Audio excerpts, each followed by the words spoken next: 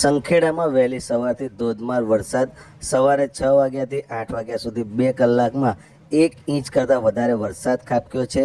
સંખેડા નગરની અંદર તો જાણે રસ્તા ઉપર નદી વહેતી હોય એવા દ્રશ્ય જોવા મળ્યા હતા. સંખેડા ગામના આ મુખ્ય બજારના દ્રશ્ય છે એ જ્યાં આગળ રસ્તા ઉપર જાણે નદી વહેતી હોય એવા દ્રશ્ય અત્યારના જોવા મળી રહ્યા છે.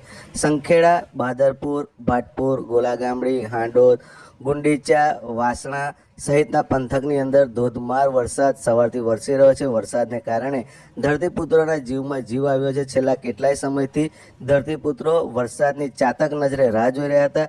આખરે આ વરસાદ વરસતા ધરતીપુત્રોમાં રાહતની લાગણી થઈ છે.